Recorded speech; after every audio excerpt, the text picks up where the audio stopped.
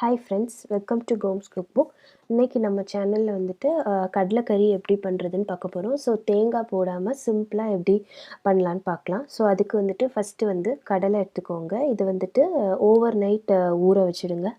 அதுக்கப்புறம் இதை வந்துட்டு வேக விடணும். அதுக்கு வந்துட்டு நம்ம கொஞ்சம் வெங்காயம், கொஞ்சம் ஒரு சின்ன சைஸ் தக்காளி, தேவையான அளவுக்கு உப்பு, அதுக்கப்புறம் வந்துட்டு கொஞ்சமாக வந்துட்டு தேங்காய் எண்ணெய் இதெல்லாம் போட்டு வந்துட்டு ஒரு 5 to 6 விசில்ஸ் வச்சுடுங்க.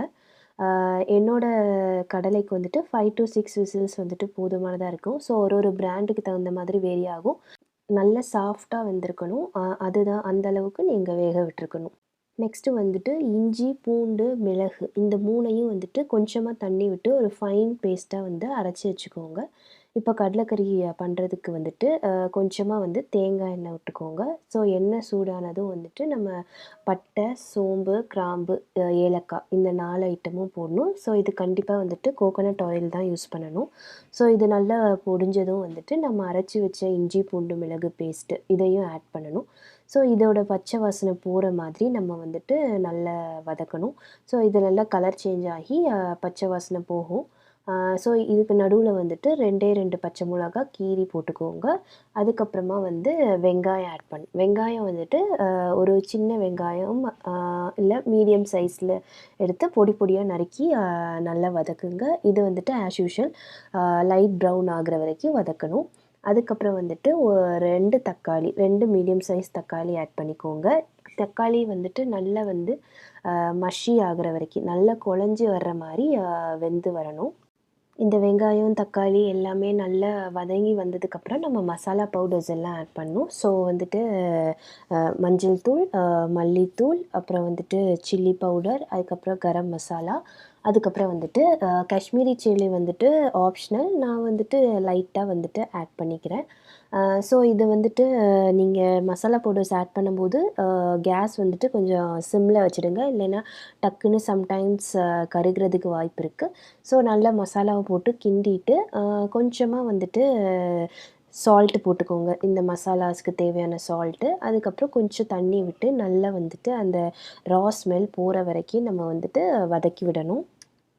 காஷ்மீரி சில்லியோட ரா ஸ்மெல் போகிறதுக்கு கொஞ்சம் டைம் எடுக்கும். ஸோ அதனால மேக் ஷுர் நல்லா எல்லா மசாலா பவுடர்ஸோட ஸ்மெல்லும் போயிருக்கணும்.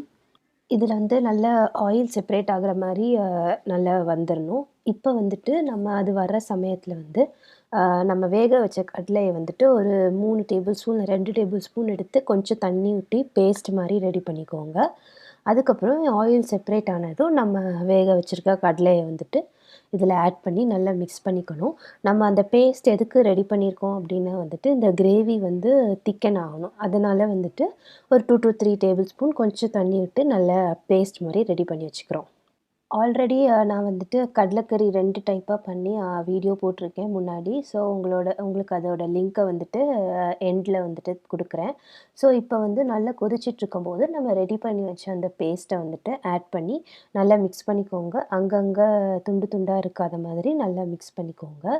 இந்த மாதிரி பேஸ்ட்டும் பண்ணலாம். இல்லைன்னா வந்துட்டு நீங்கள் அங்கங்கே அந்த கடலையை வந்துட்டு நல்லா மேஷ் பண்ணி விட்ற மாதிரியும் பண்ணலாம். ஸோ 2ல் எது உங்களுக்கு வசதியோ அந்த மாதிரி பண்ணிக்கோங்க.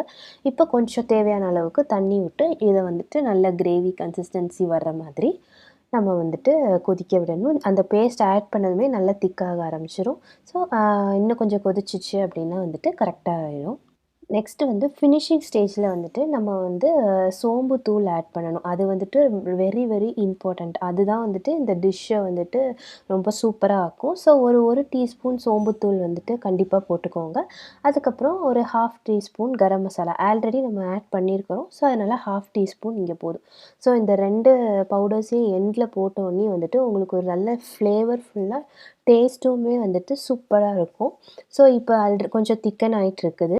ஆல்மோஸ்ட் ரெடின்ற ஸ்டேஜில் வந்துட்டு நம்ம வந்து கொஞ்சம் வந்து சின்ன வெங்காயமும் கருவேப்பிலையும் வந்துட்டு தாளித்து போட்டுறணும். இது வந்து தேங்காய் எண்ணெயில் தான் தாளிக்கணும். இந்த டிஷ்ஷே வந்துட்டு தேங்காய் எண்ணெயில் தான் பண்ணணும். ஸோ அவ்வளோதான் வந்துட்டு கடலைக்கறி வந்துட்டு ரெடி ஆயிடுச்சு. ஸோ இந்த சின்ன வெங்காயம் வந்துட்டு கண்டிப்பாக ஆட் பண்ணிக்கோங்க. ஸோ சோம்புத்தூளும் இம்பார்ட்டண்ட், இந்த சின்ன வெங்காயம் தாளித்து போடுறதும் இம்பார்ட்டண்ட். ஸோ இந்த டிஷ் வந்துட்டு பரோட்டா ஆர் புட்டுக்கு வந்துட்டு ரொம்ப சூப்பர் காம்பினேஷனா இருக்கும். கண்டிப்பா ட்ரை பண்ணி பாருங்க. என்னோட சேனல் பிடிச்சிருந்துச்சு அப்படின்னா, please like, share, comment and subscribe. Thanks for வாட்சிங் அண்ட் ஸ்டே சேஃப்.